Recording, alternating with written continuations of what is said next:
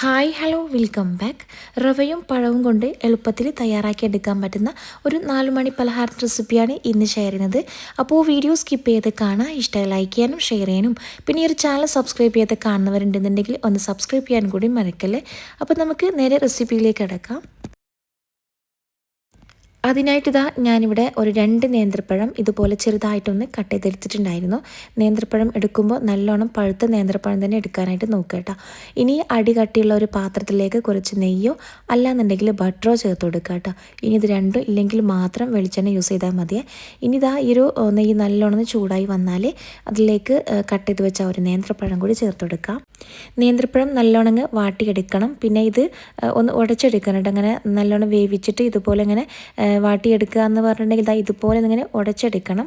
അതിനാണ് ഞാൻ നേരത്തെ പറയുന്നത് നല്ലോണം പഴുത്ത നേന്ത്രപ്പഴം തന്നെ എടുക്കണം എന്നുള്ളത് കേട്ടോ. ഇനി ഇതിലേക്ക് നമുക്ക് റവ ചേർത്ത് കൊടുക്കാം. ഞാനിപ്പോൾ അവിടെ ഒരു 1/2 കപ്പ് അളവിൽ റവ ചേർത്ത് കൊടുത്തിട്ടുണ്ട്. ഈ ഒരു റവയും കൂടി ചേർത്ത് കൊടുത്തിട്ട് ഒന്നുകൂടി അങ്ങ് മിക്സാക്കി ഒന്നിങ്ങനെ ഇതുപോലെ ഒന്ന് ഇളക്കി കൊടുക്കുക. നമുക്കൊരു റവയൊക്കെ ഒന്ന് വെന്ത് കിട്ടണം. നമ്മളിതിലേക്ക് പിന്നീട് പാലൊക്കെ ചേർത്ത് കൊടുക്കുന്നുണ്ട്. ഇപ്പോൾ നമ്മളൊരു റവ ജസ്റ്റ് ഇങ്ങനെ വറുത്തെടുക്കുകയാണ് ചെയ്യുന്നത് കേട്ടോ. അപ്പോൾ ഈ റവയും പഴവും കൂടി നല്ലോണം ഇതുപോലെ ഒന്ന് ഇളക്കി കൊടുക്കുക. കുറച്ച് സമയത്ത് തന്നെ ഒന്ന് ഇളക്കി കൊടുക്കണം. അടിയിലൊന്നും പിടിക്കാതെ വേണം ഇത് ഇളക്കി കൊടുക്കാൻ. ഇനി ഇതിലേക്ക് തേങ്ങ ചേർത്ത് കൊടുക്കാം. ഞാനിപ്പോൾ കുറച്ചധികം തന്നെ ചിരകിയ തേങ്ങ ഇതിലേക്ക് ചേർത്ത് കൊടുത്തിട്ടുണ്ടായിരുന്നു. ഇതിൻ്റെ കൂടെ തന്നെ നിങ്ങൾക്ക് ഇഷ്ടമാണെങ്കിൽ മാത്രം കുറച്ച് നട്ട്സൊക്കെ ചെറുതായിട്ട് ഇങ്ങനെ കട്ട് ചെയ്തിട്ട് ഇതിൻ്റെ കൂടെ തന്നെ ചേർത്ത് കൊടുക്കുക കേട്ടോ. അല്ലാന്നുണ്ടെങ്കിൽ അണ്ടിപ്പരിപ്പോ അല്ലെങ്കിൽ മുന്തിരിയൊക്കെ ഉണ്ടെന്നുണ്ടെങ്കിൽ അങ്ങനെ ചേർത്ത് കൊടുക്കുക കേട്ടോ. ജസ്റ്റ് നമ്മൾ ഈ ഒരു പലഹാരം കഴിക്കുമ്പോൾ അങ്ങനെ കടിക്കണം എന്നുണ്ടെങ്കിൽ അങ്ങനെ കുറച്ച് നട്ട്സൊക്കെ വേണമെന്നുണ്ടെങ്കിൽ ചേർത്ത് കൊടുക്കാം. ഇനിയിപ്പോൾ ഇതിലേക്ക് മധുരത്തിന് ആവശ്യമായിട്ടുള്ള പഞ്ചസാരയാണ് ചേർത്ത് കൊടുക്കുന്നത്. പഞ്ചസാര അധികമൊന്നും വേണ്ട. നമ്മൾ നല്ലോണം പഴുത്ത നേന്ത്രപ്പഴമാണ് ചേർത്ത് കൊടുക്കുന്നത്. അപ്പോൾ അതുകൊണ്ട് തന്നെ അതിൻ്റെ ഒരു മധുരമൊക്കെ ഉണ്ടാവും. അതുകൊണ്ട് തന്നെ കുറച്ച് മാത്രം പഞ്ചസാര ചേർത്ത് കൊടുത്താൽ മതി. നിങ്ങൾക്ക് പഞ്ചസാര വേണമെങ്കിൽ ഒഴിവാക്കാം കേട്ടോ. പകരമായിട്ട് ശർക്കര പാനിയോ അല്ലെങ്കിൽ ശർക്കര പൊടിച്ചിട്ടോ അതിലേക്ക് ചേർത്ത് കൊടുക്കുക കേട്ടോ. അപ്പോൾ ഒന്നുകൂടി ഹെൽത്തി ആയിരിക്കും. നമ്മളിപ്പോൾ ഇത് ഉണ്ടാക്കിയെടുക്കുമ്പോൾ പഞ്ചസാര ഉണ്ട്. അപ്പോൾ പഞ്ചസാര ഹെൽത്തി ഒന്നല്ല, എന്നാലും കുറച്ച് പഞ്ചസാര മാത്രമേ ചേർത്ത് കൊടുത്തിട്ടുള്ളൂ. ഇനി ഇതിലേക്ക് കുറച്ച് പാൽ ചേർത്ത് കൊടുക്കാം. പാലിപ്പോൾ ഞാനിവിടെ ഒരു 1/2 കപ്പ് അളവിലാണ് പാലെടുത്തിട്ടുണ്ടായിരുന്നത്. റവ 1/2 കപ്പ് റവയാണ് എടുത്തിട്ടുണ്ടായിരുന്നത്. അപ്പോൾ ആ ഒരു അളവിൽ തന്നെ നമുക്കിവിടെ പാലും ചേർത്ത് കൊടുക്കുക കേട്ടോ. അപ്പോൾ പാലും കൂടിയും ഇതിലേക്ക് ഒഴിച്ചു കൊടുത്തിട്ട് ജസ്റ്റ് ഇതുപോലെ ഒന്നിങ്ങനെ പരത്തി കൊടുത്തതിന് ശേഷം ഒന്ന് മൂടി വെച്ചിട്ട് വേവിച്ചെടുത്താൽ മതി. ഈ ഒരു പാലിൽ കിടന്ന് തന്നെ ആ ഒരു റവ നല്ലോണം വെന്ത് വരും കേട്ടോ. അപ്പോൾ ഇതൊക്കെ നല്ലതുപോലെ ഒന്ന് ഡ്രൈ ആയി വന്നിട്ടുണ്ട്. നമുക്ക് ആ ഒരു പാത്രത്തിൽ നിന്ന് ഇങ്ങനെ വേറിട്ട് വരും കേട്ടോ. അങ്ങനെ വരുന്ന ടൈമിൽ നമുക്കിതിൻ്റെ തീയൊന്ന് ഓഫ് ചെയ്യാം. എന്നിട്ട് നല്ലോണം തണുപ്പിക്കാനായിട്ട് വെക്കണം.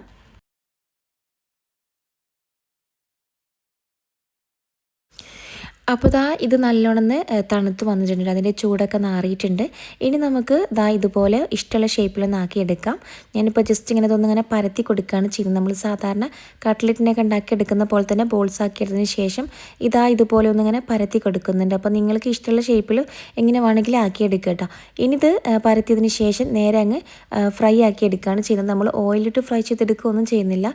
ജസ്റ്റ് ഒരു പാത്രത്തിൽ കുറച്ചൊന്ന് നെയ്യോ അല്ലെങ്കിൽ ബട്ടറോ ജസ്റ്റ് ഒന്നിങ്ങനെ സ്പ്രെഡാക്കി കൊടുക്കുക. എന്നിട്ട് ഇത് ഓരോന്നിങ്ങനെ ജസ്റ്റ് വെച്ച് കൊടുത്തിട്ട് ഒന്ന് ഷാലോ ഫ്രൈ ചെയ്തെടുത്താൽ മാത്രം മതി കേട്ടോ. 2 വശവും തിരിച്ചും മറിച്ചും ഇട്ട് കൊടുത്തിട്ട് ഇതുപോലൊന്ന് ഷാലോ ഫ്രൈ ചെയ്തെടുത്താൽ മതി. ഇങ്ങനെ ഒരു ഗോൾഡൻ കളറായി വന്നാൽ നമുക്കതിൻ്റെ ഫ്ലെയിം അങ്ങ് ഓഫ് ചെയ്യാം കേട്ടോ. അപ്പോൾ നമ്മുടെ പലഹാരം ഇവിടെ റെഡി ആയിട്ടുണ്ട്. മസ്റ്റായിട്ടും ട്രൈ ചെയ്ത് നോക്കുക. എണ്ണക്കടികളൊന്നും ഇഷ്ടമില്ലാത്തവരൊക്കെ ഉണ്ടെന്നുണ്ടെങ്കിൽ അല്ലാന്നുണ്ടെങ്കിൽ കഴിക്കാൻ പാടില്ലാത്തവരൊക്കെ ഉണ്ടെന്നുണ്ടെങ്കിൽ ഈ ഒരു ഐറ്റം ട്രൈ ചെയ്ത് നോക്കണേ. വീട്ടിൽ നേന്ത്രപ്പഴം ഉണ്ടെന്നുണ്ടെങ്കിൽ മസ്റ്റായിട്ടും ഉണ്ടാക്കി നോക്കുക. എന്നിട്ട് ഫീഡ്ബാക്ക് അറിയിക്കാനൊന്നും മറക്കല്ലേ. അപ്പോൾ ഇതുപോലത്തെ ഈസി ആയിട്ടുള്ള റെസിപ്പീസിനൊക്കെ വേണ്ടിയിട്ട് ഒരു ചാനൽ സബ്സ്ക്രൈബ് ചെയ്യുക. സബ്സ്ക്രൈബ് ചെയ്യുമ്പോൾ ബെല്ലൈക്കൺ പ്രസ് ചെയ്ത് ഓളുന്ന ഓപ്ഷനും കൂടി കൊടുക്കാൻ മറക്കരുത് കേട്ടോ. എങ്കിൽ മാത്രമേ ഞാനിടുന്ന വീഡിയോസിൻ്റെ നോട്ടിഫിക്കേഷൻ നിങ്ങൾക്ക് ലഭിക്കുള്ളൂ. അപ്പോൾ ഇൻഷാ അല്ലാഹ് പുതിയൊരു വീഡിയോയിൽ കാണാം. താങ്ക്